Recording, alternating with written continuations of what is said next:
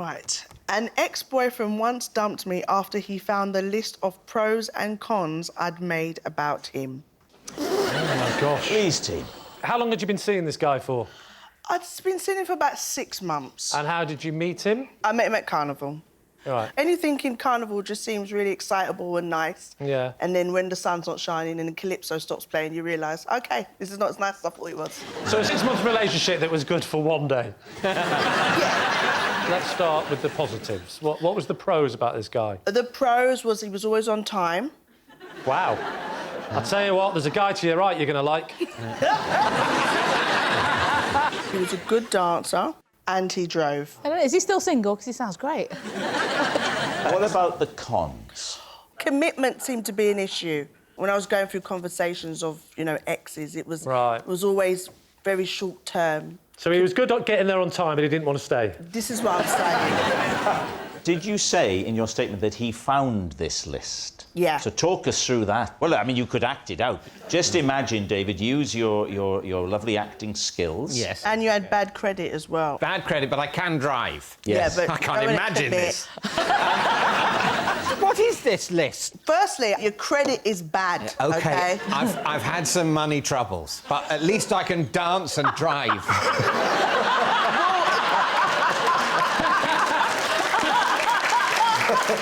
Being able to dance and drive is not going to help for a longer relationship because you can't commit to anything. So you're going to wind up on me for 2 weeks and then wind up on somebody else. And This is great. This is like a mashup of EastEnders and Antiques Roadshow.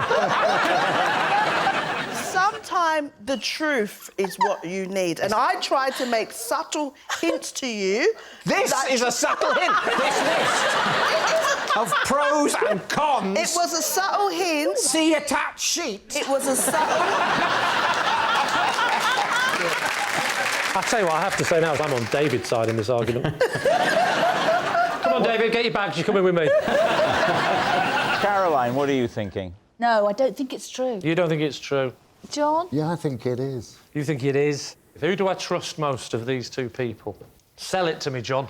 I'm a terrible judge of character, I've got to say. I won't lie. I was expecting a bit more positivity in that argument. I'm going to go with Caroline. All right, Judi, was it the truth or was it a lie? It was the lie.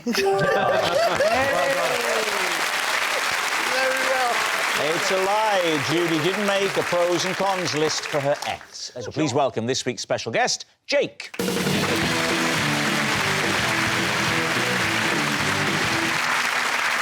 So, Oti, what is Jake to you? This is Jake, and on the German version of Strictly, I knocked his tooth out with a high kick. So, Oti's damaged dancer. James, how do you know Jake? This is Jake. When he split up with his girlfriend, everyone blamed me instead of him. Right, James's breakup buddy. And finally, Lee, what is your relationship with Jake? This is Jake. I once knocked him into a grave with a frisbee.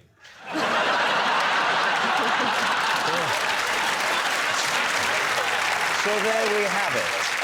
Oti's damaged dancer, James's breakup buddy, or Lee's frisbeed friend. David's team, where to begin? OK, so why were you on German Strictly? Oh, so I live in Germany, and that's where the UK version found me.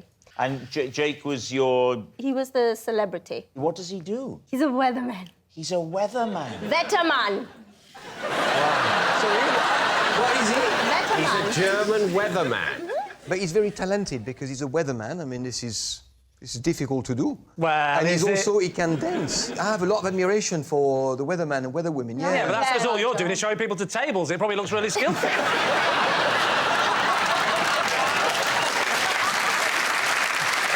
How good a dancer was he? Because on Strictly, you often have people that aren't very good. We made it up to week 9. Oh, that's not bad. No, in German, that's 0, so it means week 0. No.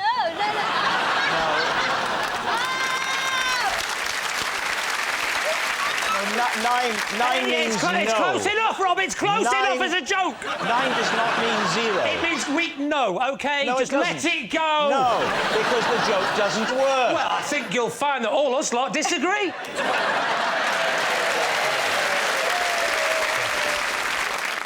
So what happened? You said you hit him? Yeah, so this was during a live show, right? And the worst part is that was the end of the number. So you have to go there and stand by the judges. No, the worst part is it knocked his tooth out. Typical dancer mentality, and the worst thing is we got judged terribly.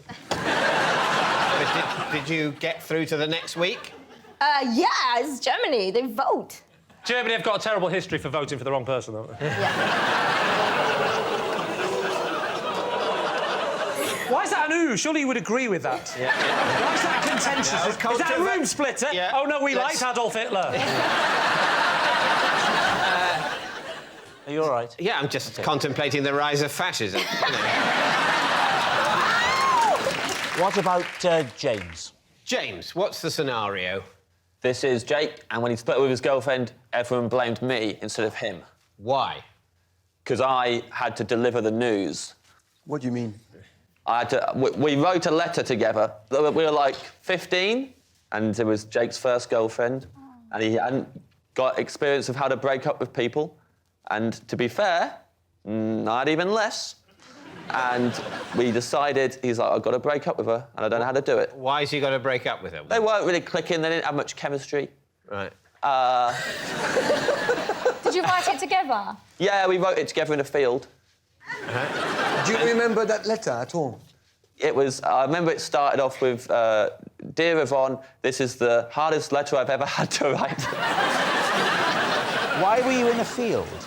We liked to go for a lot of walks, me and Jack. I can see what's happening here. Am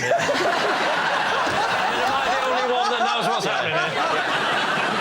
Why didn't he write it on his own? Why you? Because I think he was worried he would say the wrong thing, and so we tried to, like... So he wanted to make sure? Yeah, it's like, maybe we can work on it together, and we sat down in the field and we wrote this letter. And can you remember more of the text? I know that it didn't really drop the bombshell until a little bit in, because I remember when I gave it to her, to begin with, she was very excited to receive a letter from Jake, and then she was going through... Did you stand there while she was reading the letter? Yeah. You stood there? Well, I just stood there. So she was in my form. Yeah. So I had to go over to her table and go, oh, this is from Jake. And she was like, oh, Jake's given me a letter. And then all the girls on the table were like, yes! Why did you give it to in front of other people? I was 15 years old. You're a grown man. Did she look at you, like, did she blame it on you straight away? Yeah, as soon as they all got to that bit, they all looked at me and were like, and were really furious with me and really angry. Right. Yeah. I see. And Jake was, I mean, Jake's a wild boy. They kind of expected it from him.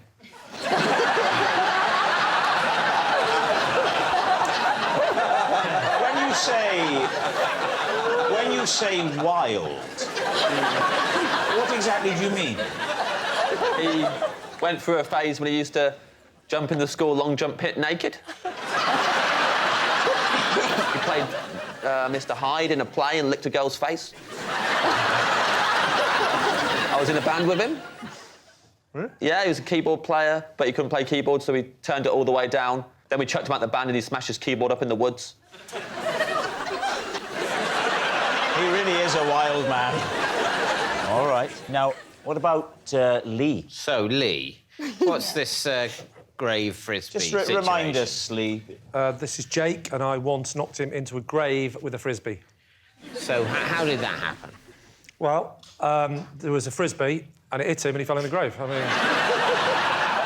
What more do you need to know, David? Were you in a cemetery? I was just on the edge of a cemetery. I was on the other side of a wall of a cemetery.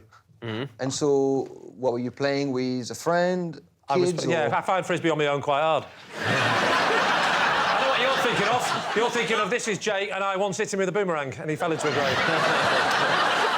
So, who were you playing frisbee with? With my son. And how high was the wall of this cemetery? It was about... it's quite low. It's about 3 foot, 4 foot. Just a very, very low wall. In French? No, it was in the countryside in England. No, because 3 foot, 4 foot is what in French? I don't know. It is 4 foot. No, sorry, it's 4 foot. What was he doing in the cemetery? What was he doing? Yeah. He was actually the grave digger. Look at his face. Of course, I'm telling the truth. I say grave digger, I mean body snatcher. Why were you there? Were you on holiday? I just was having a day out to some church my wife wanted to see. So my wife and my son and me, we went off. We went off to a field, had a look at a church. My wife loves the church, so she had a look at the church. Me and my son are not interested in church. Are you all right there? And I said, well, me and you, we always take a frisbee because everywhere she goes and looks at, we're not, you know, we're often on Oxford Street when she's shopping. So how did she find out about that particular church? She went on Google when she was looking about slugs.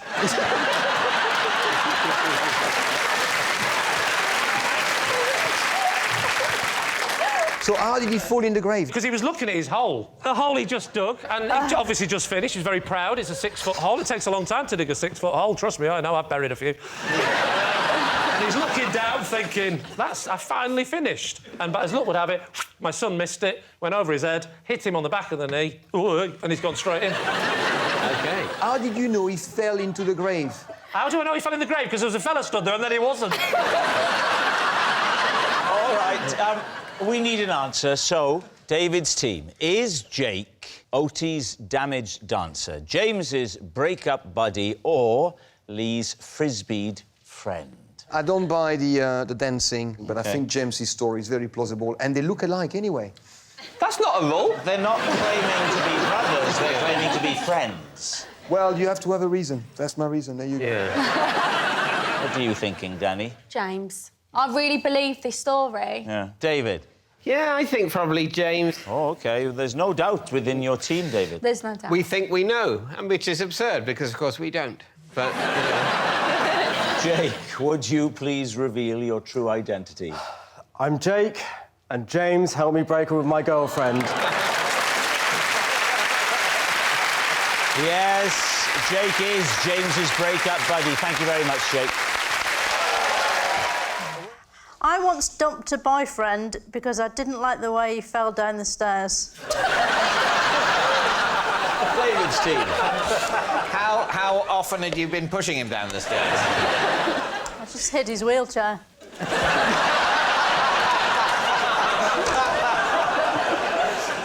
If you've been affected by any of the issues raised in tonight's show... How did he fall down the stairs? What was Very ungainly. What kind of stairs did he fall down? Where was he? It was just outside his flat, and there was, like, 5 steps, and then another 5 steps. Well, you know, those ones that go sort of in a different direction. Concrete steps? Yeah, concrete. So this is nasty. This isn't... It was a nasty fall, yeah. Yeah. Did you finish with him because he was so badly injured he was no use to you? This was sort of like the last straw, really. What was the other straws? There were so many straws. Tell me one. He used to fall out of cupboards. He was quite mean. He was quite a mean person. Can you walk us through the scenario? What happened? OK, so we're leaving his flat. He locks the door. He loses his footing on the steps, makes a little scream, and he just fell. How many stairs did he go down? Because the way you've described it, there were corners. Did he go round the corners? He's a man, not a slinky. No, he did. He did. So how did you react? Did your compassionate side come out? Well, I asked him if he was all right, and then I sort of made a mental note to cut him out of my life. So what are you going to say, Nadia? Does it ring true for you? Did you want to leave him before the fall? I've been thinking about it. Yeah, because it was the last straw. It was the last straw, yeah. But she only offered up one straw. If I had a resentment against an ex-lover, right, I could give you a short list off the top of my head. Even that was a bit scatty. Waking up and seeing her in bed with the milkman. Oh. I think it might be true. Say We're true. going to go with true. Say true. Diane, truth or lie? It is actually true.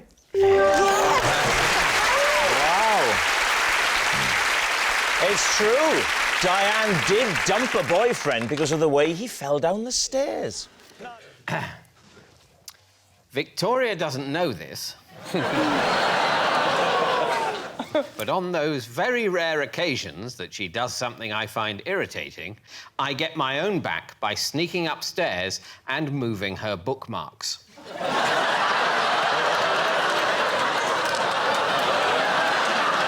Please, team. When you say Victoria doesn't know this, surely when she goes to the book to read the book and she goes where the bookmark is, there must be lots of instances where she's thinking, am I losing my mind? I'm not following this book. Or Yes, that's exactly what she thinks. That's the plan. Yeah. Victoria, when you're reading a book, do you ever sometimes have that feeling of being lost? Do you ever have I a have feeling sometimes opened a book and thought I didn't think that's where I was. How many books are you reading at the same time? I mean, 7 or 8. David, how many books does Victoria read at the same time? Oh, I'd put it between 6 and 9. And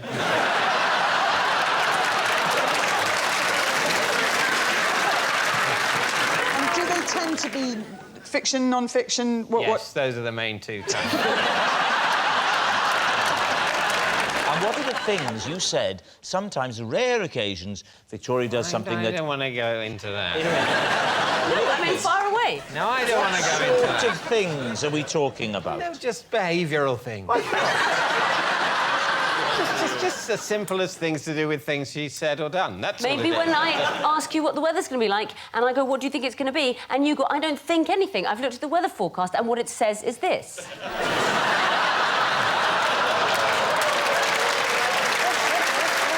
Little things like, yes. Essentially, she holds me responsible for the weather forecast as if I've made it. No, she doesn't. She says, what do you think the weather's going to do? Perfectly reasonable. It's not perfectly reasonable. What? She's got access to the weather forecast on her own phone. It's just, these are meteorologists. Sometimes they get it right, sometimes they get it wrong. I'm just reading it out. They are physically sitting further apart, have you noticed? Is there anything, Victoria, that you might do to David if he'd annoyed you? What would your retaliation be if, indeed, he is moving... Well, he might find out.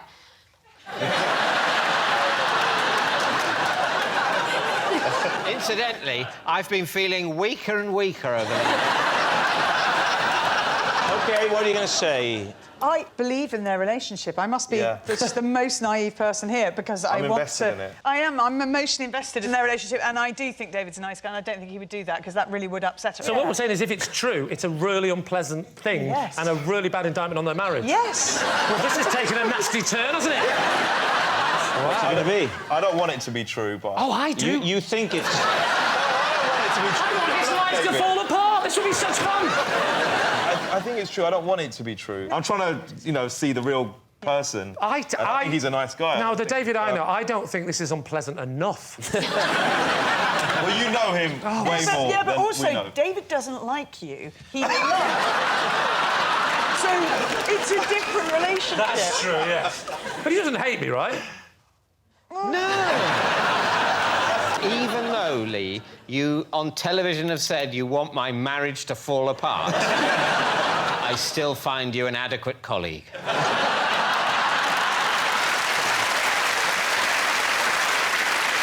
I ask you a question, David? Yeah. Are you still writing for Clinton cards?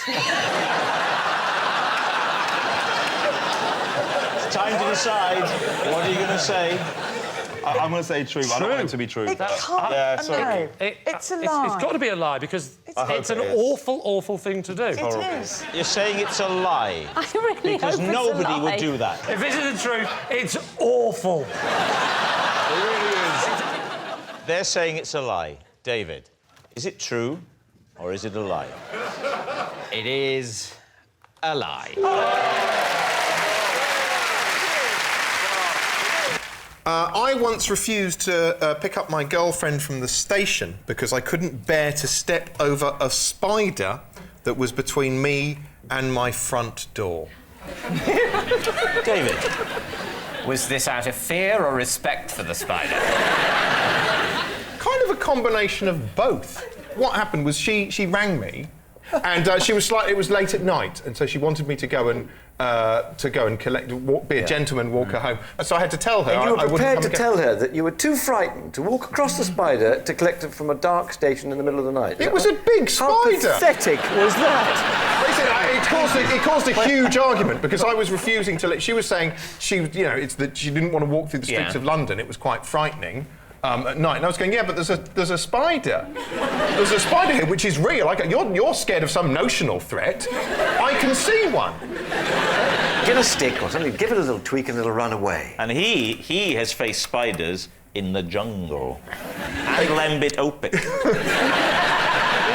We still don't know how she got in, you got out, and then what happened? Well, obviously I was scared, so I dropped a yellow pages on it. I kill spiders without any With only hours and hours of terrified hesitation. David, which way are you leaning? Could be true, but that's so often the case on this game. I think it's a complete lie. You think it's a complete lie? Yeah. If it's true, I feel very sorry for Charlie, actually. Because it's so pathetic. Just openly pity me, for I God's hate sake. it when there's so much riding on whether something's true or a lie. It's easy when it's just a game, but now it's your whole view of Charlie. What do you think? A lie. You think it's a... OK, we're going to say... Say a lie? It's a lie. OK, David's team think it's a lie. Charlie, were you telling the truth or were you telling us a lie? It's actually a hideous truth.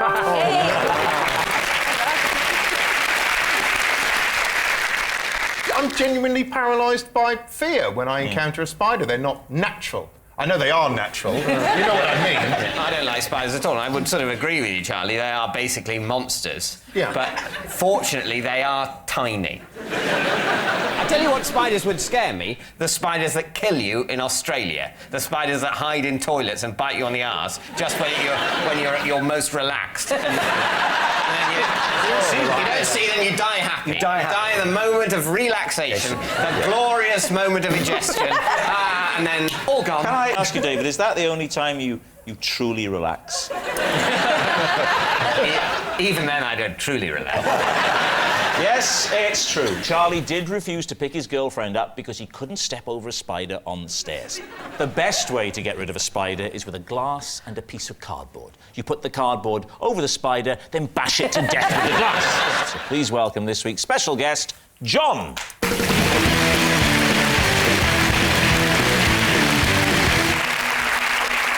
Right, Charlie, we'll start with you. How do you know John?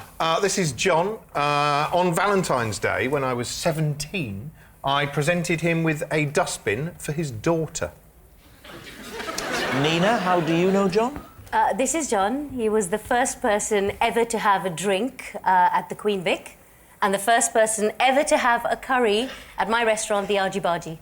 And Lee, what about you? This is John, and he is the previous owner of my house who still pops round with his deck chair so he can sit in my garden on sunny days.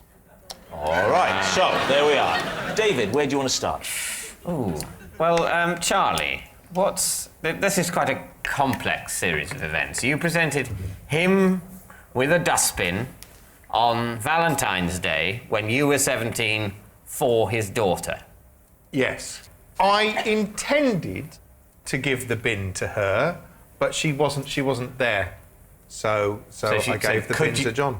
What was the name of his daughter? Ted Rogers.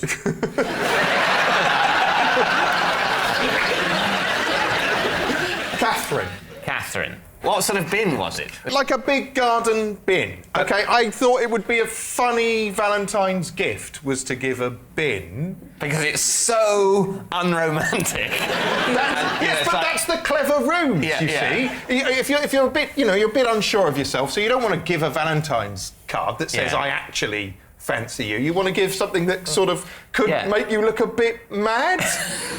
What was that? Was there a note with the bin saying a poem? I put her initials on it. You could get these sort of gold initials. You could. Oh, you can. You can ask for a bin to have like nice gold initials or something, a nice sentiment written on it. Can't you? There are a lot of companies do that to bins. Don't be facetious. Sorry. I stuck the letters on myself. You haven't got a shred of romance in you. What was it? Was it wrapped? Did you wrap it? No, I put a red bow round it. Red bow. Romantic red bow. No, you don't mock what happened. It was a really. I was really nervous that Don't day. rubbish his bin. Yeah. I was really. I can imagine while you were nervous, you were probably thinking, I don't know, is the bin the right present? I think any girl would love a bin, but you can't be sure. Oh, I'm glad my torment amuses you so much, you nasty little man. Let's move along now, I think, to someone else. Yeah. OK, so, Lee, why would you let the previous owner of your house still come and sun himself in the garden? Don't say it's because you're kind, because I know you. What's wrong with his garden? That's a sad story. When he sold us the house, he hasn't got a garden anymore. Does he live on his own? He does live on his own, yeah, in a flat. And he keeps a deck chair just for the purpose of visiting your garden? Well, yeah, because he used to come round, and then I found out that he loved the garden, and so I sort of said, well, come round if you want to, you know, if you want to come and sit in my garden. Sweet, but it's bollocks, isn't it? Why don't you let him leave a deck chair there? I don't tell him he has to take the deck chair, but I don't know, maybe he hasn't got any furniture.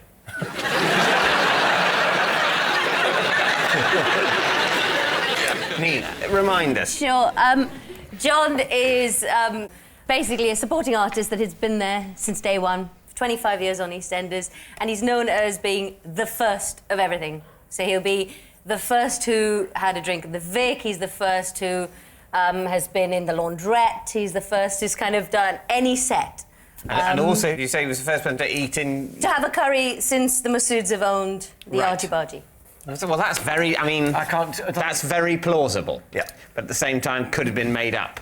Can I just check something? What, is he the first in every... Well, he's not. He's the bloke who comes around my house and sits in the garden. But if he wasn't... is he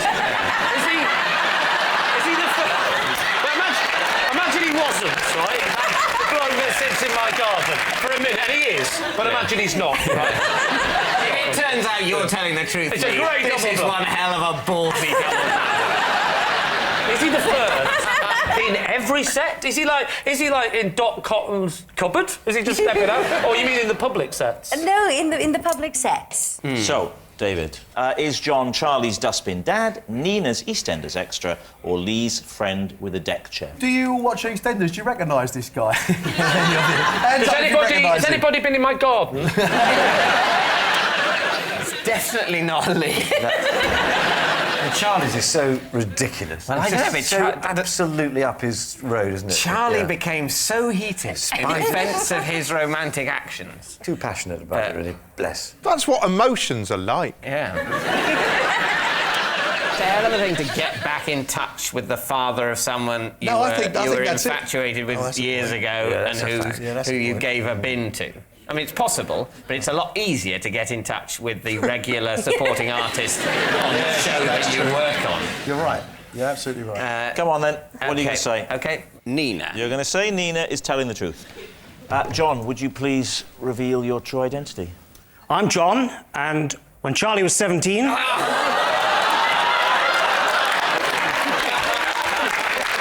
He presented me with a dustbin for my daughter on Valentine's Day. Yes! And Charlie, John has a present for you tonight.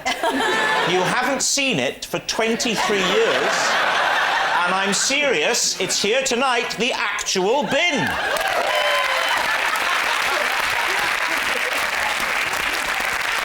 And there are the initials on there. Charlie, you old romantic, you. So there, you cynics. Thank you, John. Well done, Charlie. I can always remember all my ex-girlfriends' names and the order in which I went out with them because their initials happen to make the acronym B.E.R.M.U.D.A. OK, off we go. B.E.R.M.U.D.A. B. What? B. B. Will you please give me the names of all your ex-girlfriends and make the acronym Bermuda as quickly as possible, please? OK. Brenda. No. Brenda. Superb. Brenda is still as popular a name as ever. E. Sorry? Ethel? I'm helping you. What's the next one? Ethel. E.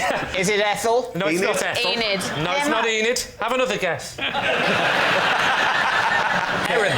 Sorry? Erin. Erin. OK. I'll just spell Bermuda.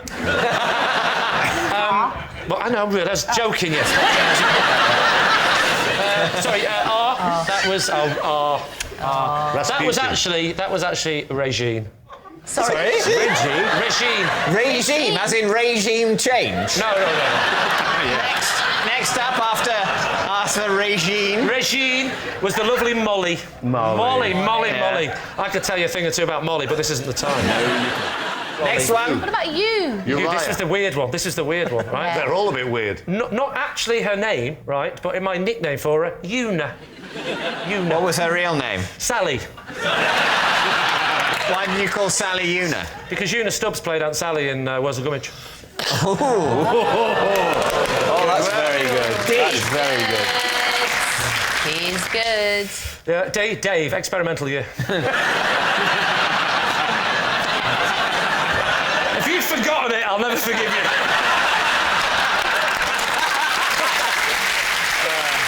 Happy days, Dave. Happy days. Dave, the D, that's what you're saying.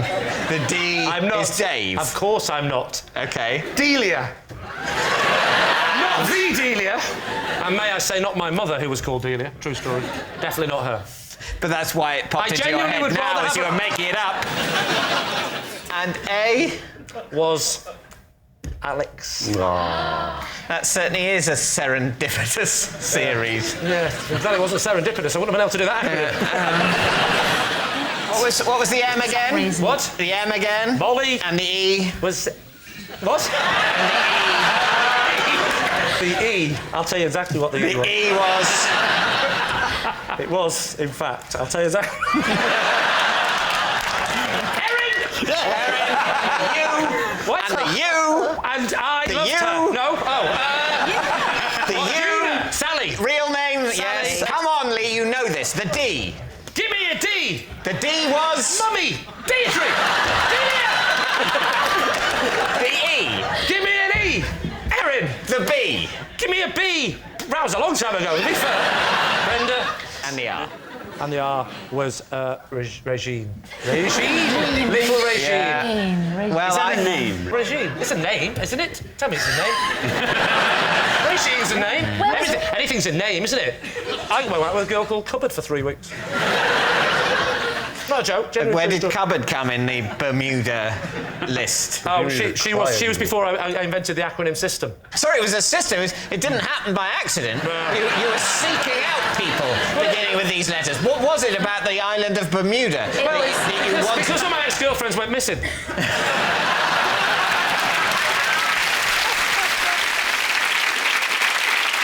So what do you think, David? What does your team think? I think it's a lie. Would he go with somebody called Brenda? What do you mean, would I go? Yes, she was Miss World, right? She came and she said to me, I really like you. And I went, I like you. What's your name? Brenda. Forget it. So what's it going to be, David? I think it's preposterous because it's preposterous. I think it's a lie. I think it's a lie. You're saying it's a lie? Yeah. OK. Yeah. Lee, were you telling the truth or were you telling a lie? Of course I was telling a lie. Oh, yes, well done. Yes, it's a lie. Lee's ex-girlfriends do not form an acronym that spells Bermuda, although they have formed a support group. When I worked in McDonald's, my long-term girlfriend joined the queue to my till, and when she got to the counter, she dumped me. Lee. So how old were you? I was 18. I think I was 18. OK, so you're 18 years old. How long did you consider a long-term girlfriend to be when you were 18? Well, she was actually my first girlfriend. Her name was, presumably is, Kate. Not in touch, she could have died. I mean, I don't know. You know, but, yeah, look on the bright side. Kay dumped you. Was she special? She was. It's a special K joke. I'm not explaining it all. Am I allowed to mention Special K, Rob, or do I have to mention crunching on cornflakes? Well, I think when it comes to breakfast cereals, there is one that stands head and shoulders above all the rest. So how long was long-term? 2 years. But when you're 18, that's a long-term relationship. Can you remember what she said to you? I can't actually, Miranda, no. But what made it doubly heartbreaking was I loved that job, and... What? Well, you didn't get a sack, did you? Well, no, but I loved the job, and then she came in and broke my heart at this place that meant so much to me, and that added to the emotional impact of what she said. What was it about the job that you loved so much? Let me tell you a fact about this place. This is amazing, right? The regular meat, which is the meat that goes in their signature burger, it goes from frozen to fully cooked in 44 seconds. I found this amazing. Fascinating. I wonder why she dumped you. I thought... should get back to the girl. Well, she got to the front of the queue. She dumped me there and then. And I left my station, didn't serve the other customers, and then I went to the storeroom and I sat on a box of gherkins. And I cried my eyes out. Oh, that's gherkins for you, though. Kay put in her order. She puts in her order and says, I would like burger and... Oh, Kate. Kate. Oh, that changes everything. What's her name? Hang on. Kate. Hang on, Richard, what's her name? Special K joke doesn't work. I didn't want to say anything. No. Oh, it's Kate. Kate. Yeah. I thought it deserved a bigger laugh. I wondered why the hell you said it. You're always trying to work it round to crunchy nut. Leave him alone. Why don't... Richard, you be young Richard, OK, at the counter of this fast food outlet. OK. David, you are a normal customer. Okay. Dale is Kate. Oh. Could I please have a fillet o fish, but with no cheese? Hold the cheese, and put the cheese on the chips, please. But not with cheese and bread. Excuse me, where are the toilets? They're actually just next to my till, actually. The door's just about there. I'll, see you later, Kate.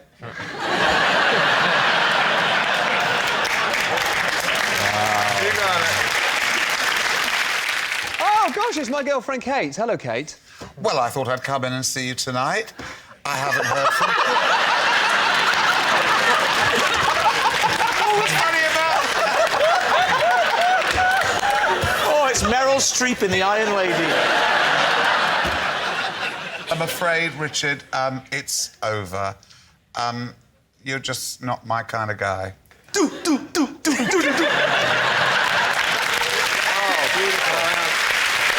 beautiful. So what are you thinking, Lee? Does this sound credible to you? I'm suddenly going truth, and I think he was dumped in a queue at said burger joint. I find it staggering that he remembers all the facts that he remembers about how long it takes meat to defrost, and yet he cannot remember what she actually said when she got to the front of the queue. But is he... The answer to that is he's a man. So, Lee, what's it going to be? Truth or lie? Are we going... You're saying lie, Claire? Is that what you're saying? Say... Miranda says true. Yeah. Go on, we'll go with Miranda and say it's true. You're going to say it's true? OK. Richard Bacon, was that the truth or was it a lie? That story is true.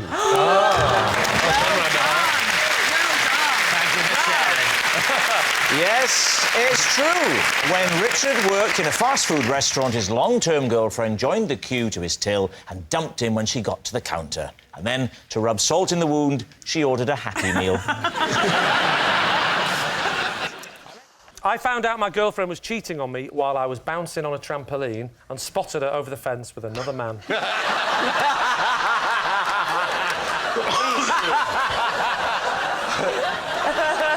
What age did this traumatic event occur to you?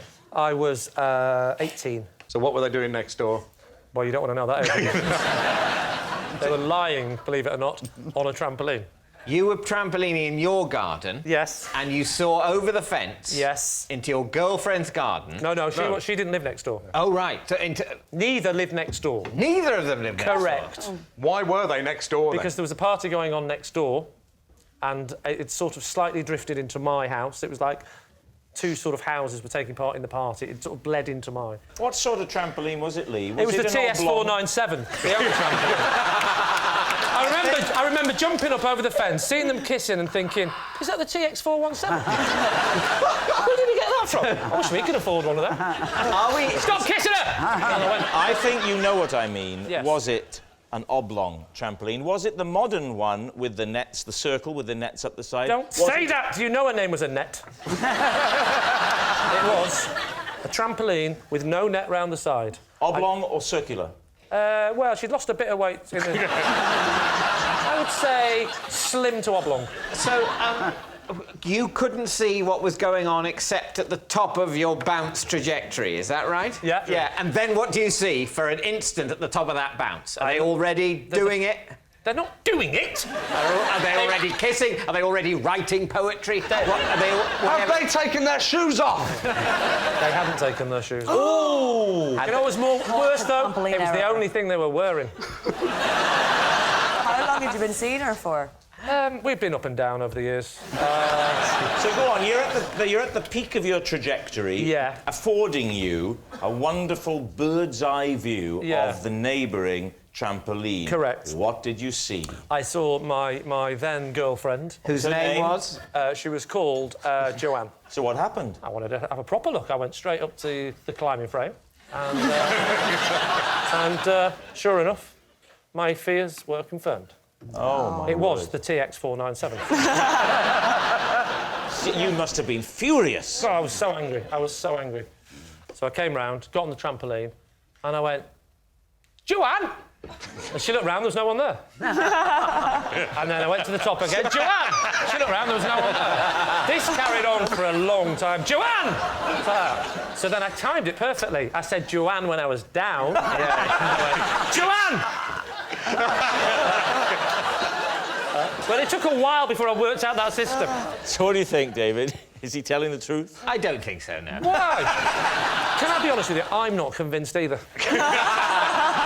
Lee, bouncing on the trampoline and spying Joanne. Truth or lie? It's a lie. No!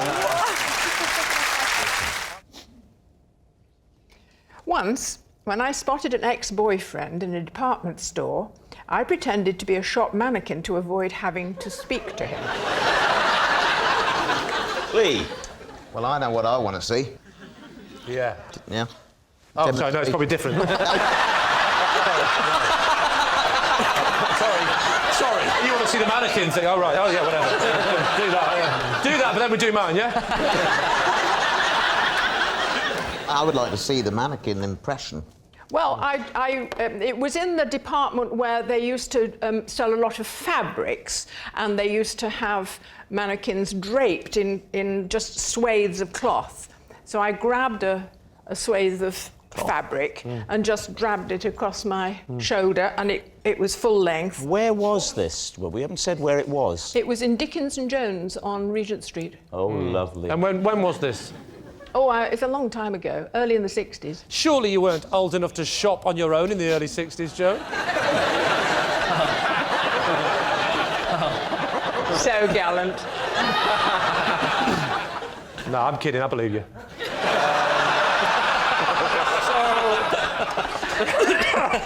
I've said sorry to mannequins before now in the department stores. I've done that. But what were you doing to them? Yeah.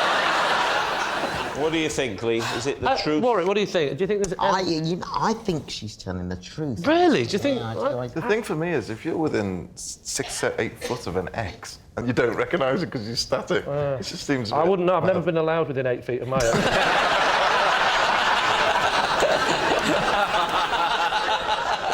Go on, then. I'll say it's a lie. OK, they're saying it's a lie. Joan, was it the truth or was it a lie? It's a lie. Even though we use the same brand, I insist my wife and I have separate tubes of toothpaste because the way she squeezes hers is just plain wrong. David's right. I can believe that. To be honest, it happens with us as well. Oh. We've got separate toothpaste tubes, so... What does your wife do, then? I always squeeze mine up from the bottom, but she'll just squeeze it randomly. Is that like you, Josh? I'd imagine when you squeeze your tube, the whole blooming head comes off. So I do mine traditionally from the top. Right. The top? That's not traditional. That's not traditional. Well, no. The toothpaste comes out the top. Oh, yes. Yeah, that is traditional. That is traditional. I mean, Do you know what, David? Thank you very much, because I've been having this argument for 6 or 7 years. What she did, cut a hole in the side? No, not at the side. So she cuts the bottom corner off. You know, like... she does. No, she does. Like, you know with the 99, when you bite the bottom of the... Yes. Because she doesn't like the way the top clags up with toothpaste. Ah. So about halfway through, she'll cut the bottom corner off and go from the bottom to get a new kind of exit. Yeah, so she'll initially make some use of the top nozzle. Until it starts to get claggy. And then she cuts it a little rectum. Yes. It seems to me a very simple solution. You have your own tubes each. Yeah, they do. Yeah, we do. That's the point. that's what we're being invited to believe or disbelieve. I have found this very reassuring, because you've all backed up my approach and you've totally backed up the way I'm living my life. I think I believe it. I just want to know when you found this out. It was probably when we moved in together. And to be honest, I didn't have an issue with it. I thought initially, this is fine, is quirky. Oh. It's something I love about her, and then it started to annoy me. Well, that's about everything in life. All right, so what do we think? Is he telling the truth? I think he's telling the truth. I think so too. I can just imagine him like having quite an independent wife, you know. That just Yeah, doesn't... she'd have to be, wouldn't she? Yeah. Yeah, I think it sounds true. My first instinct was true, so yeah. OK. Stick with it. Well, I think that if Josh had been given that card just now, he wouldn't have invented the idea of snipping the bottom corner off the toothpaste tube. That's what makes me think he's telling Well, what the truth. would he have invented? What you're saying, David, is Yeah. that I don't have the mental capacity to come up with that idea. Truth is, Josh, I'm not saying it's impossible. With a following wind, on a good day, maybe.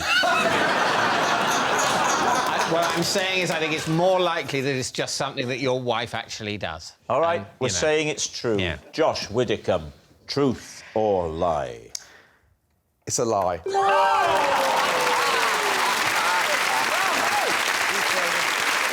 Very good. I once sold my wife's car, but told her it was stolen. Lee, what do you think? When was this? It was about 6 years ago. Well, quite recently. Oh, recently, yes. It's not yes. like in the early days when you were hard up for cash. No. I was in a bit of strife with some gambling debts, and I could only do it by stealing the car and flogging it. I got three. Sorry, the studio for Jeremy Kyle's just next door.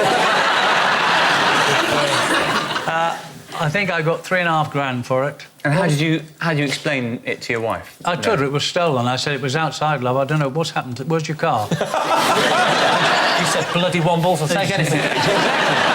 Does your wife know now? No. So she will now when she watches the show. She won't watch it. I won't let her watch this. Why, have you told the telly? No. Where's the telly? I've stolen glasses. I shall make sure when this is transmitted that we're out of the house. Right, definitely, yes. The way you're going with your gambling, you might not have a house. I don't gamble anymore, you see. I mean, that taught me a lesson. That was it. Off. Finished, yeah. But we're trying to decide whether the esteemed actor and voiceover artist Bernard Cribbins is actually a gambler, a liar and a borderline crook, essentially. Yeah. It is not illegal to lie to your wife. No. What are you going to say, Lee? Is Bernard Cribbins telling the truth with this bizarre tale of his wife and the car? OK, what are we saying? A lie. Saying it's a lie? A lie. And what you say, Mark? Yeah, I think it's a lie, because the alternative is that Cribbins has got a very dark past. We need it to be a lie, Bernard. So, Bernard, truth or lie? I am telling... It was a lie. Yes. Bernard did not sell his wife's car and then tell her it was stolen. Bernard and his wife have developed an understanding over the years. He doesn't sell her cars, and she doesn't mention Carry On Columbus. I once watched a sad film immediately before breaking up with a boyfriend so I could generate enough tears to mask my indifference. Right. Wow. Lee's team. When was this? This was about 12 years ago. Right. So the obvious question to ask is, what was the name of the boyfriend? Jan. Jan? Jan. J-A-N? J-A-N. Do you mean Jan as in Jan because he was Scandinavian? No. Do you mean no as in N-O? It was a nickname. Yeah? For January. Oh, his name was January. Now it makes sense. What was his surname? Warren. January Warren? How did you meet January Warren? At a calendar fair or something? Yes, How long have you been seeing each other? 4 months. And what was the film you chose to watch? Beaches. So sad at the end. I don't think I've ever seen Beaches. Bette Midler. Bette Midler. Yeah. Bette Midler. Say Bette Midler one more time. Bette Midler. I remember it now. The wind beneath my wings. That's where that song is from. Did you ever know that you're my hero? You're everything I would like to be. I feel like I should press a button to close the curtains at the creme at this moment.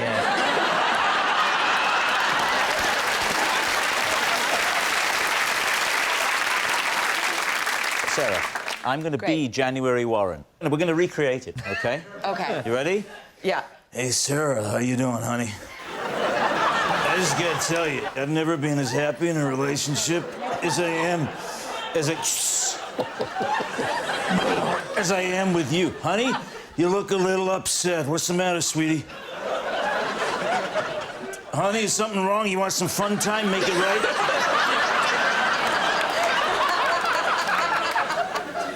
I'm not happy. You've been watching Beaches again, right? It sounds like I've been watching the Muppets.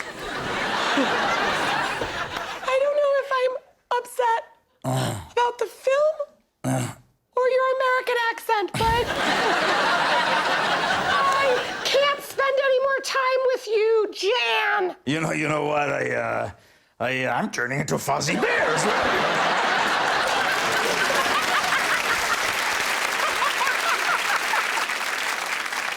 Let me ask you this. Yeah. Did you watch Beaches with him? Yeah. You sat with him to watch it, Oh. and the plan was that's always to devious. finish by the end of the film. I thought, I know I'll cry if I watch Beaches, and that he would be, like, less angry because I was already crying. So how did January react? He was sad. Well, he'd been watching Beaches as well. He's been- So he's in a terrible mood. He was sad, but he told me that he understood. What do you think, Kate? I think that I would choose Beaches to make me cry. I think that's Yeah, it plausible. would- I think yeah. 'cause it's a really sad film. Ed, what are you thinking? I think it's true. They're 100% true. I'm going to go 70% lie. Right, well, I'm going to commit even further. I'm going to say 50% true. It's a lie. You're saying it's a lie? Of course it's a lie. OK, Sarah, truth or lie? A lie! It's a lie. Sarah didn't watch a sad film just before a breakup. 11 years ago, I did a very bad thing in the kitchen. The time has finally come to confess all to my wife. David's team. What did you do? I broke a pot, a cooking pot that you bake chickens in. You roast chickens in. Okay. Chicken pot. What was so special about the chicken pot? Good question, Greg. Thank you. Any ideas? Was it a wedding present? It wasn't a wedding present. No, it was terracotta. Yeah. And it's got a lid on it. Heavy. Yeah, it's pretty deep, man. Yeah.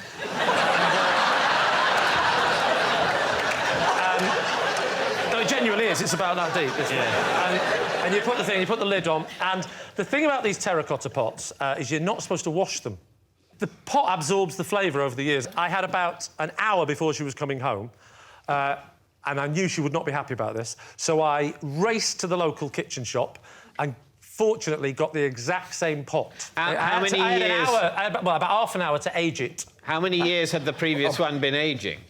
Oh, 7 years. So you had to do 7 years worth of casseroling. Yeah. In half an hour. In half an hour. No, I had to make it look like it was weathered. How did you do that?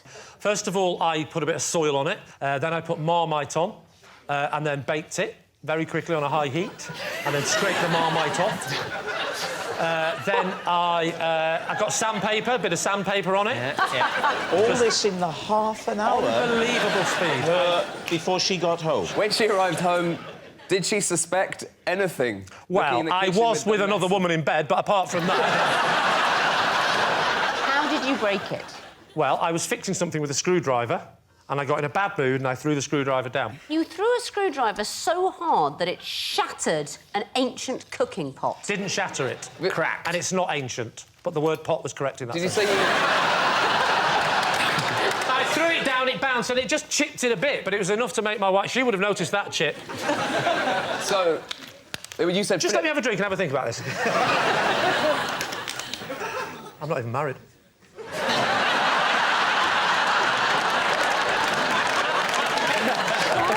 Why did you feel that a 7-year-old cooking pot had so much sentimental value for your wife that it was worth all this trouble? Oh, did I not mention her grandmother's ashes inside? Oh, I'm sorry.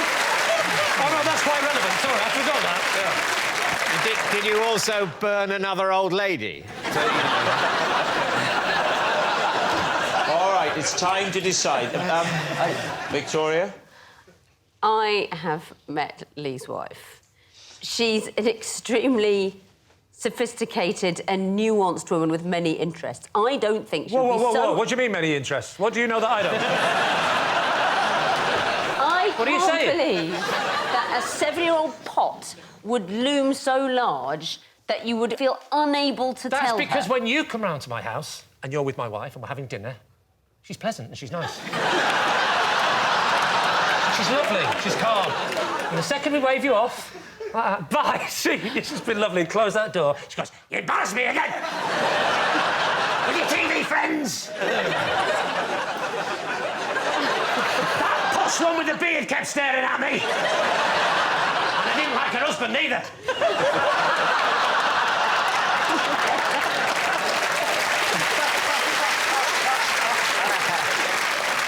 OK, I've got a couple of extra questions. Oh, Lord. What, you say it wasn't cracked, it was just chipped? It was... Was it usable? Yes, it was definitely usable. You would have been able to say, I'm really sorry I've chipped it, but the thing that you so love about it, all this accumulated flavour, is still there. It's not affected by a tiny chip. There's a tiny bit missing. And actually, apparently, all the flavour comes from the sweet spot. And that's what had gone. Where was I remember as it chipped off, I went, smelt the pot, nothing. I took this little piece of it away. Wow. Even though the functionality of the pot is unaffected, you thought she'd be so furious at superficial damage to it... Not superficial. It is superficial. No, it isn't superficial. I haven't told you the size of the chip, have I? No. OK. Well, you just simulated it. You went like that. Yeah, but you don't know how I'm holding it. I'm holding it at the edge of... the edge of it. It goes round here. I'm holding it, you see. All right, David, it's time to get a grip and make a decision. Sorry, so the flight of the screwdriver... Can I just the pot was ruined, David. That's all you need to know. Well, yeah, but when you said... There you go, David. Yeah. Do you know what? I wish I'd have taken my chances with my wife at the time. This is unbearable. Right. It is time to decide. Second question. No. What did you do with the damaged pot? I hid it to begin with, and then over the next couple of days, when she wasn't looking, I slowly dragged it towards the door. I moved it very slowly. Because she only notices things when they move. Yes. Is she a Tyrannosaurus Rex? She would be sat there with a glass of water watching the television. I would come down with a step and she'd see the water shimmer like that.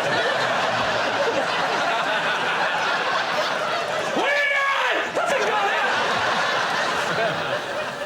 So, David, it's time to decide. Yeah. Was Lee telling the truth? Well, what do you think? I think it's a lie. What do you think? It can't be true. I think it might be true, but I'm not going to overrule my team. We'll go lie. Lee, were you telling the truth or were you telling the lie? I'm sorry, my dear. It's true.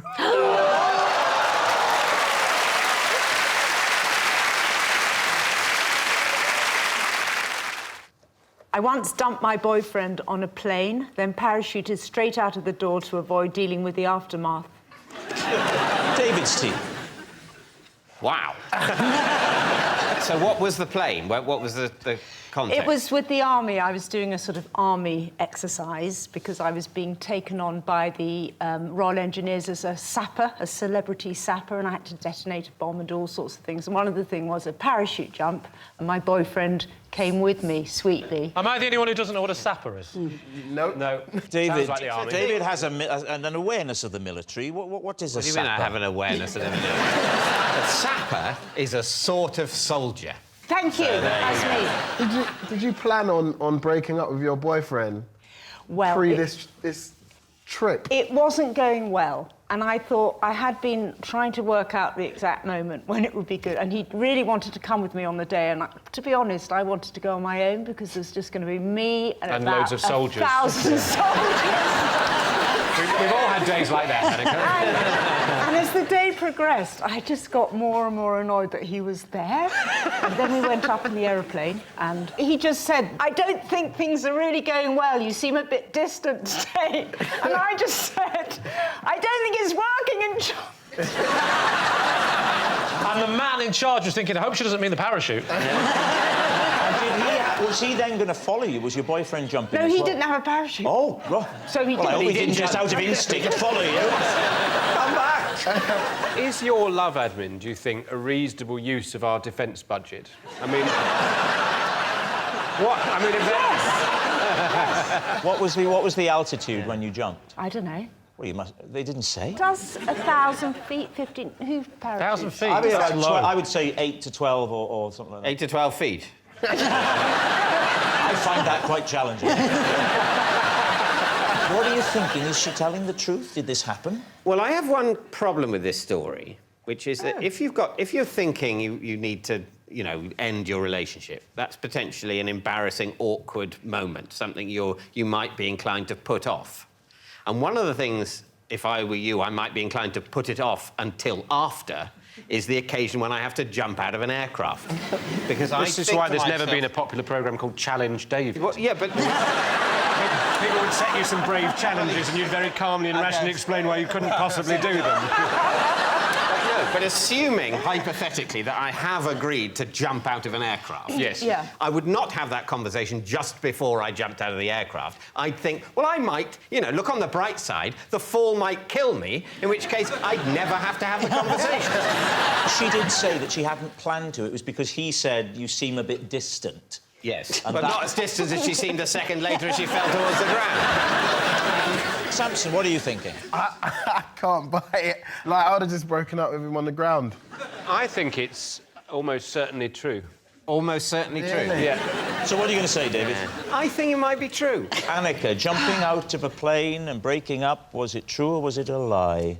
It was a lie.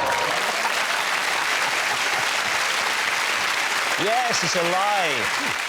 So please welcome this week's special guest, Jaimie.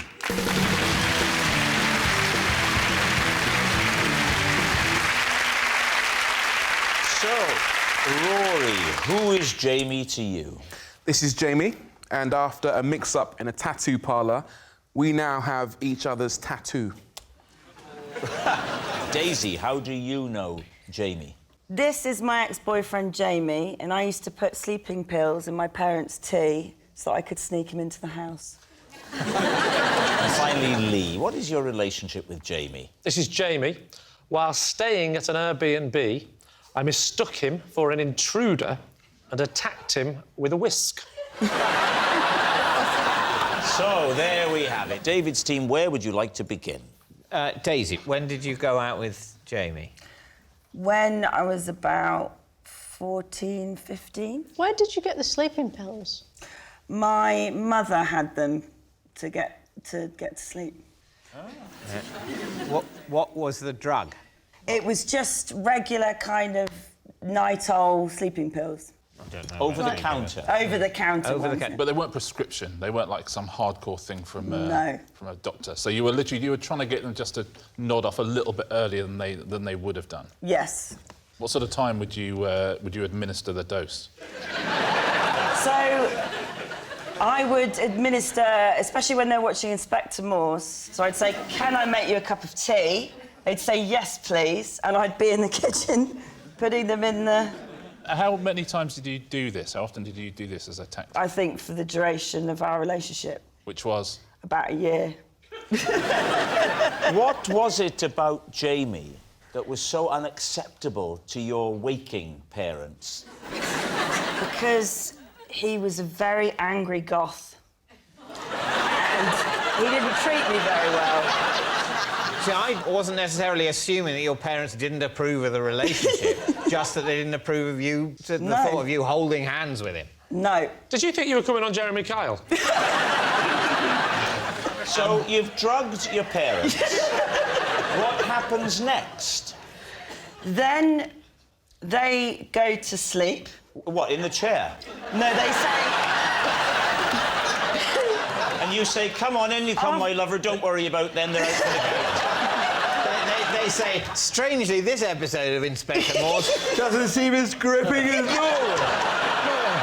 Let's get an early night. Who cares who did it? They get very tired watching the show. They poodle off up to bed. At this point, he's finished work at the Chinese restaurant, so I sneak him round the back gate. And because he's a goth, he's very well camouflaged in the dark.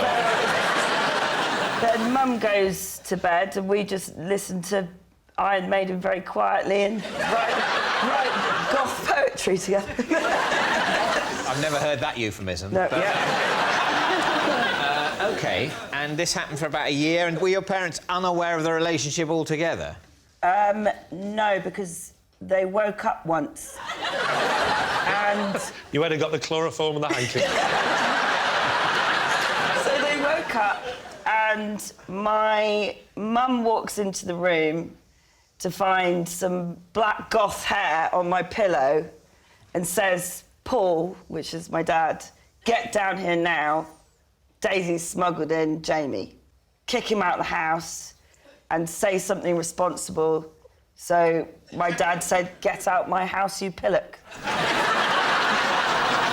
OK, now then, what about Rory? OK, so Rory, what was going to be your tattoo and what tattoo did you end up with? I wanted a tattoo of a crescent moon, quite classy. Yeah. Instead, easy. Instead, I got a picture of Popeye's face. And where? Just there on my left shoulder blade. Have you still got it? Yes. And how did the mix-up occur? We were on holiday in Thailand together. Bit of a lads booze up. One thing led to another. We all got a bit merry, shall we say. And I don't think it was Jamie's idea. I think it's probably Sam, my other friend, who said, let's all get tattoos. Yeah, that sounds like Sam. That's a kind of... It's a very Sam thing to do. Yeah. When was this, Rory? Late 2000s. The late 2000s? Sorry, early 2000s, my bad. The early 2000s? Yes. Well, the late 2000s would be nearly 1,000 years. A long time in the future. So you're in Thailand. Yeah. Talk us through the tattoo parlour. Where was it situated? Koh Phangan. So you fly in, you get to Bangkok, and then I think... If you're lucky.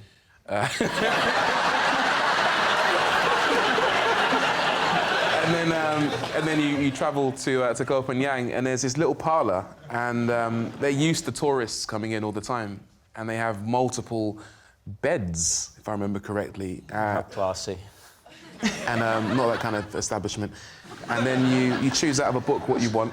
Yeah. And then you kind of So go... I know what a book is. I'll have the number 4, Jaimie wanted the number 5, or whatever With rice, it was. or...? Not that kind of establishment. Okay. And then So it is neither a restaurant nor a brothel. The kind of establishment it is a tattoo parlour with beds and a low standard of administrative competence. You'd have gone out a storm on this stag weekend, David. Rory, how long was it before you realised the mistake? Immediately. Yeah, you stand up, there's a mirror there, you go like that. And there wasn't a picture of a classy crescent moon, there was a picture of Popeye's face with the pipe and everything. Who was more upset by this outcome, you or Jaimie? Me, by far. Right. Absolutely. He's now got a classy crescent moon on his back. I've got Popeye. Are you not following this? OK, now then, what about Lee? Remind us, Lee, of your claim. So this is Jaimie, and while staying in an Airbnb, I mistook him for an intruder, and I attacked him with a whisk. OK, and where was the Airbnb? The Airbnb was in Rye. And why were you staying in an Airbnb in Rye? Because I like to get away from my family, full stop. I like to go away and write and just get some peace and quiet, so I go away for 2 or 3 days, occasionally, very occasionally. Why did you Get married in the first place? I don't know. I've asked myself every day the same question. Why did you choose a whisk over a knife? Well, as you may know, that a lot of people that are attacked in their home are often attacked with their own weapons, because what they do is they take a weapon, like a hammer, and they go, get out my house, and then the burglar panics, and then he grabs the hammer, and a fight ensues, and then the person ends up getting injured. So when I opened the drawer, I had to make a selection. And I couldn't go knife for the reasons I've just explained. I looked big rolling pin. I could get a tap with that. But you can't go the other way either. You can't pick up the Mr. Men jelly mould. And I had to find out what was the perfect middle ground between... It looks aggressive and offensive, but I think it'll be all right if he tries to hit me with it. What's the most he's going to do? Mess my hair up? And you wouldn't want a knife, you wouldn't want to kill him. You'd have a whisk, you could just beat him.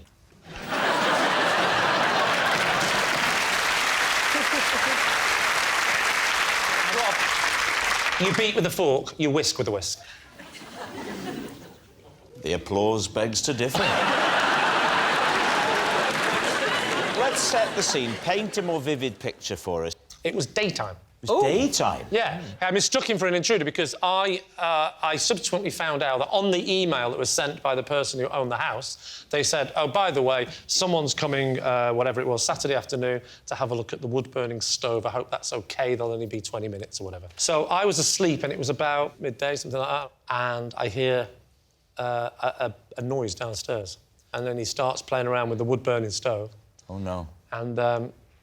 And I get worried. I think someone's down there. Because the noise is sort of... Sorry, well, you are Welsh. Are you asking me the time?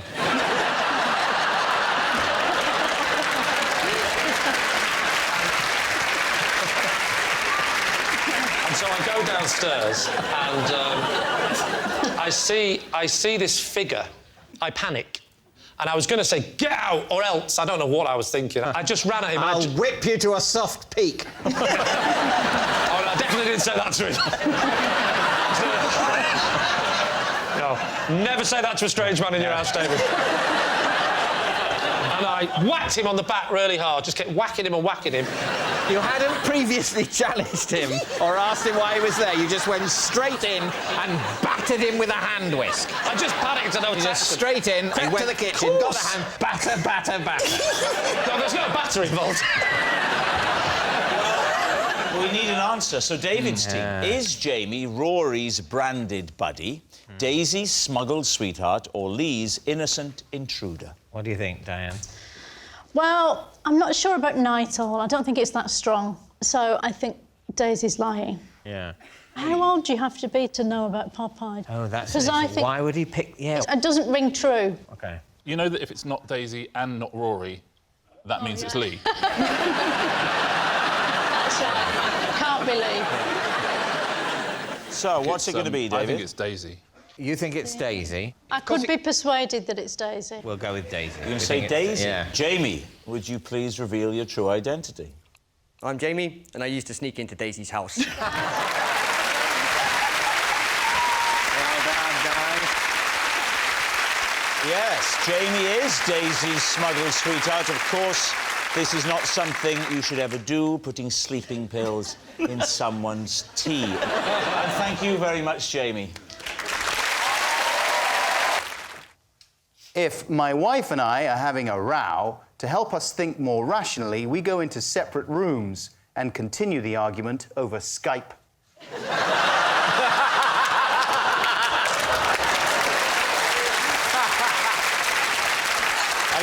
I should say, before we kick off here, if anybody in Wales is watching, Skype is, it's a sort of telephone call with pictures. David. Adam, where did this idea come from? Well, it first started when we were not in the same physical space. Well, like, we weren't in the same house.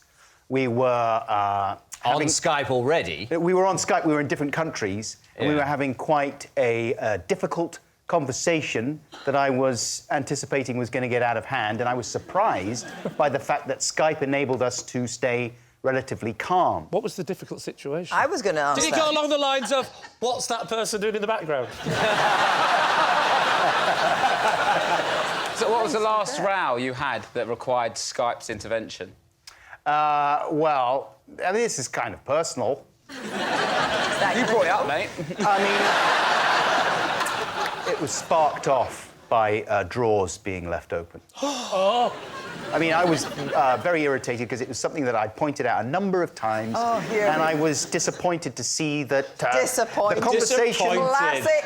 Yeah. I'm not angry, I'm disappointed. Disappointed. I was very disappointed to see that the tip that I had given about keeping the drawers closed, especially the ones at a low level, so I don't bark my shins. Is that really unreasonable? I was disappointed to see that that chat hadn't been actioned. So how do you go from arguing? Yeah. Which one of you will then say, OK, whoa, time out. Let's. I mean, that's enough to start a divorce. Someone goes, OK, time out. Right, that's it. I do that with my wife when we're having an hour. I go, make us a cup of tea. that doesn't help. Just a tip for you. Who makes that decision? How does it move on to the Skype stage? Yeah, I'm the one who makes the decision because originally I thought that it would be a sort of funny way of diffusing some tension. Is this a system you could see yourself implementing, David? No. You and Mrs. Mitchell, perhaps, No. if tempers are ever, heaven forbid, raised? Well, I think it wouldn't work for us because I think we find computers more annoying than each other.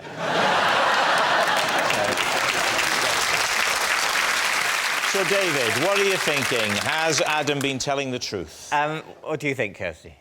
I think it's really, really possible. What do you think? He does like computers, doesn't he? Look at him.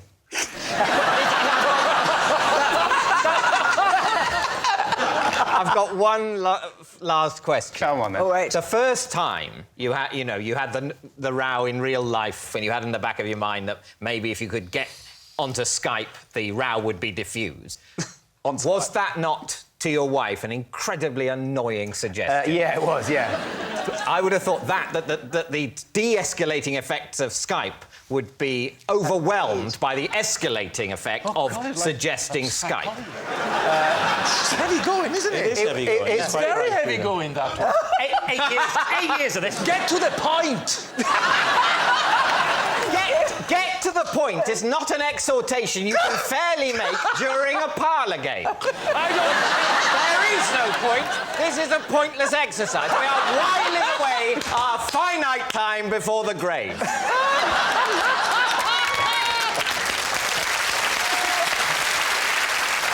What are you going to say?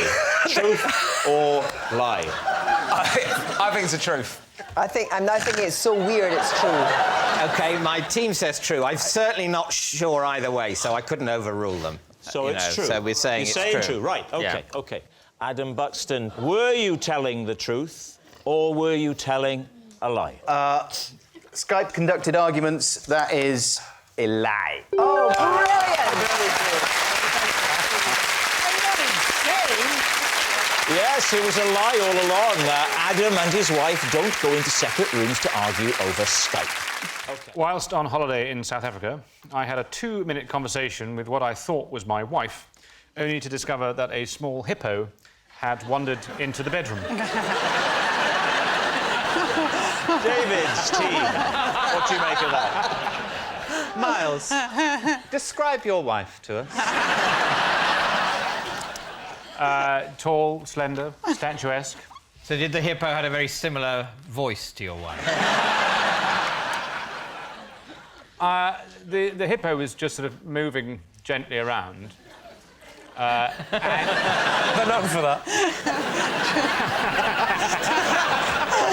not in an especially close proximity. What was the conversation about, and how did you go 2 minutes? I'll tell you what the conversation was about. It was about me, and I was doing most of the talking, which obviously contributed to my So confusion. where, in fact, was your wife?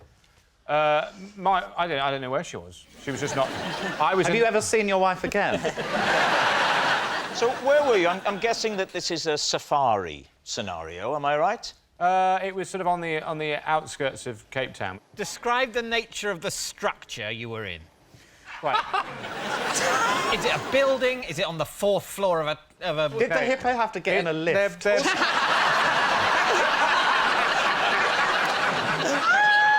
I hope OK, well, it's mainly bungalows. The resort is a collection of sort of bungalow buildings, largely A-frame wooden buildings with a kind of thatch roof. Why were the doors so big a hippo could get in? Well, it's a small hippo, isn't it? How small is a small hippo? Like a George from Rainbow, or...? That yay big. So the hippo was only that big? Yeah. It's about the size of a Labrador. Well, let's be clear. Is that its width or its length? That is its width, as viewed from behind, and I suspect from the front. This is worse. Your wife's like the back end of a hippo. This A-frame bungalow has how many rooms in it? It's got 2 rooms. At one end, there's a big bathroom, and then there's the rest of it is a very big open-plan bedroom, and it has a sort of seating area in the middle of it, and it has a bed at the far end, a very robust bed, and... A bed you could make love to a hippo on?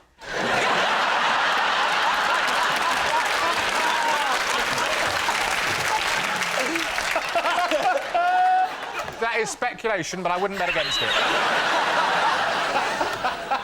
OK, we're in the bungalow, OK? I'm in the ensuite end. Yes. OK. And I'd been shaving and then, you know, shouting over my shoulder. And I realised after a while, I'm not getting a lot back here. And I turned round and I saw that I had not been moaning about my career to my wife, but to a baby hippo. How long was this baby hippo? Well, I only saw it from the back, but I imagine, statistically, it'd be, what, probably 3 times as long as it was wide? OK. So broadly, so it was a sort of as long as this desk? Nobody measures or animals by width. Well, you do. I saw a massive snake. It was this big.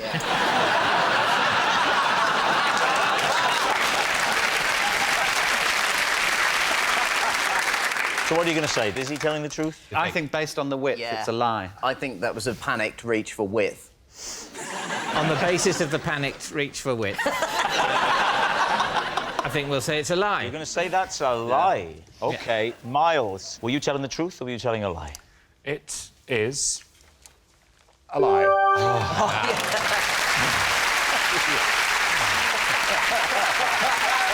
Yes, it's a lie.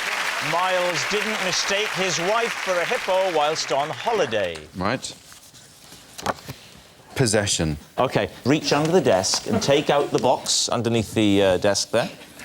So if you just pop the possession... This is the fez that I put on to propose to my wife. Let's see the fez then, please, Jack, if you could just take that up. So there's the fez. There's the fez. OK, David.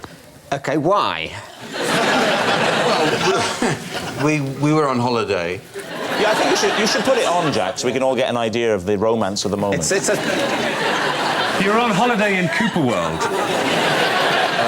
We were on holiday, and there was a hat like this in the bar, and I don't know why. It had all sorts of knickknacks in the bar, and this is the look I went for to propose to her because it seemed like a fun way of breaking some very bad news. What were you doing it for? Was it because you were trying to be different from your stage persona, or were you... you know, there was no... When you do a thing like that, there's no rhyme or reason to it, is there? You just think it's a bit of fun, and then you didn't know that 20 years later you'd be interrogated about it by a group of people who don't care, you know, about you at all. Where were you actually... What sort of situation, what location were you at when you put the hat on? We were having drinks after dinner. Well, just imagine for a moment, then, that I'm your now wife. I would much rather not. This isn't the game, and I'm sat there, I'm having a lovely time. I've landed on my feet with Jack. I mean, I could have gone out with all sorts of people, but I went for Jack, and he's a hell of a guy. And then out of the blue, you say this. Would you marry me? Well, just like that? Yes. Really? As simple as that? Yes. Did you really say just like that? Yeah, I did, without any irony, I know, yeah. Incredible. That wasn't even an ounce of a joke. OK, what are you going to say, David? Is he telling the truth? I think it's a lie. I don't think it looks comfortable in a fez. And you think it's a lie? Yeah, who does? What are you going to say? I think you're right, so I think it's a lie. You're saying it's a lie? OK, Jack, is it the truth or is it a lie? I'll have you know, it was a lie. That's me. This is the sweatshirt that my wife and I put on together when we are cozying up on a chilly evening. We call it the Cuddle Jumper.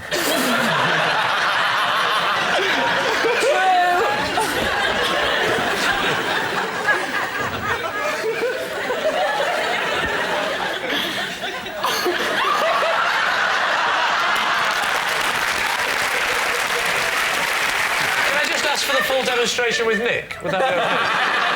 Can we see a model? Nick, can you model with Rob the Cuddle Jumper? Prefer not to. Well, yeah. We all prefer not to. That's why I got in quick. Because I know where it was heading. Yeah, you can cuddle up with him and you can... I have to get in there. Come on, Nick. I know you've not done it before. Think of yourself as a bit of an apprentice with this. There we go. Stick your... How do we...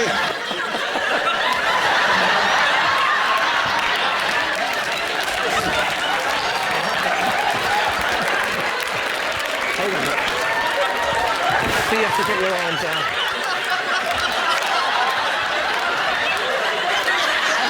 That's better.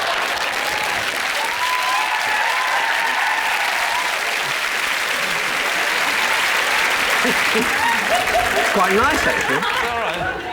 You can just sit on my lap there, Nick. Right. Ask. Who wants to ask first? Both teams. Nick, how does it feel? Yeah, that's my phone, by the way. Hard to describe accurately. Brooker, will you help me and turn this way? Because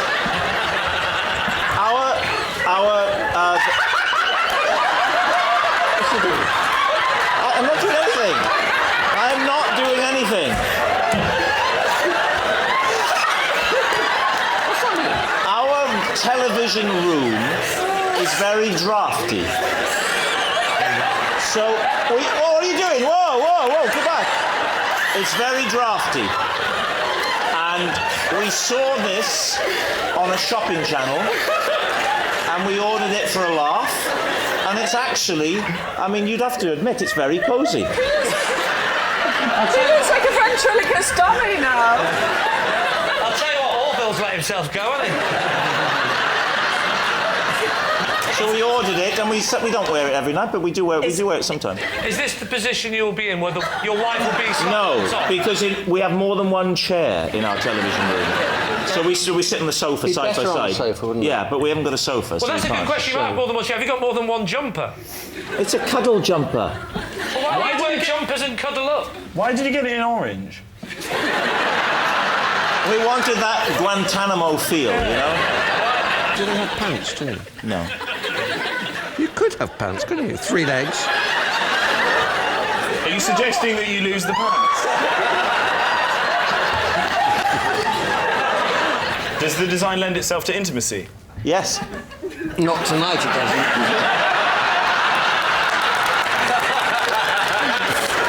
Time for a guess. What are you going to say, Lee? Miranda. I just really I want to get in your jumper now.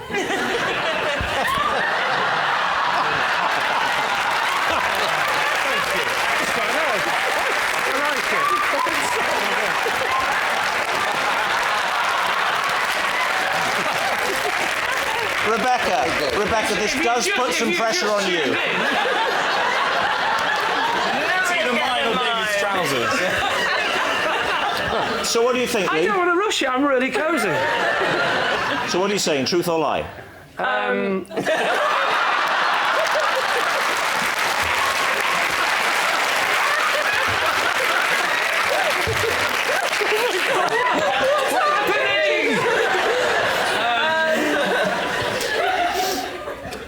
We think it's a try. It's a try. Hang on, we have to consult our other team member. Come over here.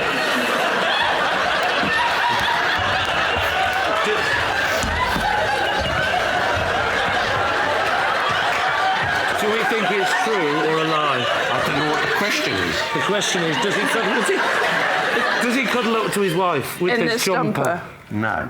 No. It's a lie. Nick, He's got strong thighs, this boy. Yeah, and you've got a very bony bum. David, what about you and Rebecca and Jack?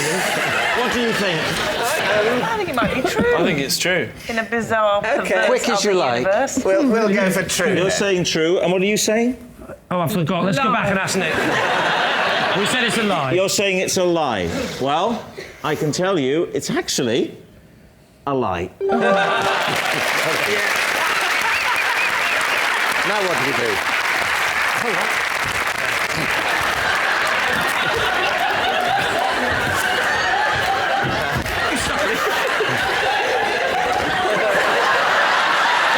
It's great. It's great. There's room for three.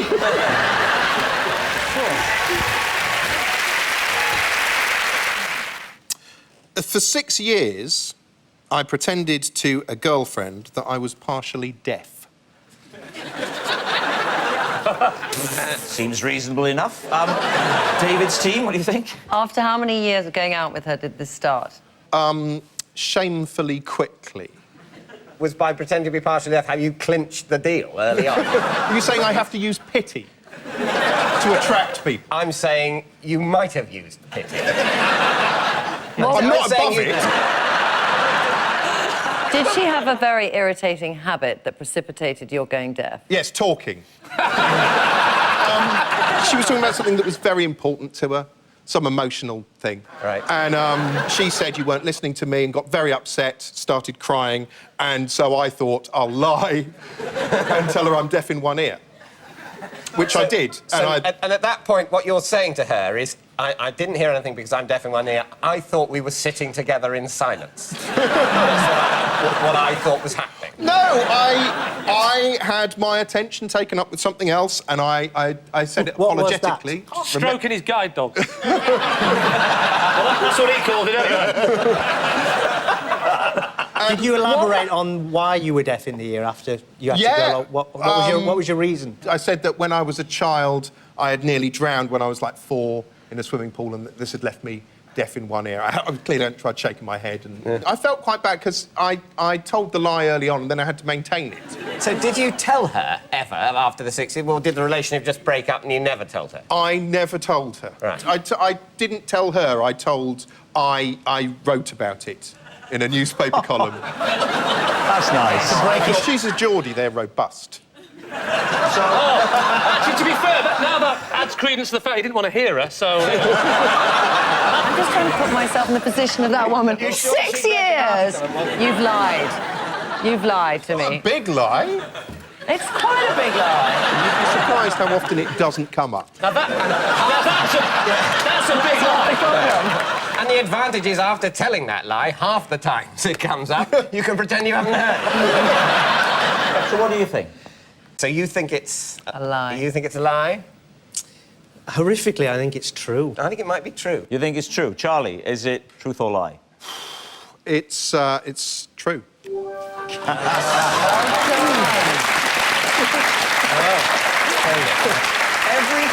Everything that you just told us is true. Yes, I'm afraid. I'm afraid it is. And it was terrible. It was such a burden. Oh, poor you! The first time I introduced her to my parents, we're going down to meet them on the train. I suddenly thought, oh, God, she's going to mention the... And so I had to turn round to her and say, don't bring it up. My mother blames herself. And... I didn't want to lose her. I was desperate. Having told this terrible lie, I was locked into it. I daren't tell her I was going to... Can't you see that... Don't you find that moving? You, cold-hearted monster! I'm not having this! You can't call us cold-hearted. You've lived People make 6 years mistakes, David! Yes, and for which they must be punished! So yes, it's amazingly true. Charlie did pretend to a girlfriend for 6 cruel years that he was partially deaf. Ironically, like all his other girlfriends, she was partially sighted.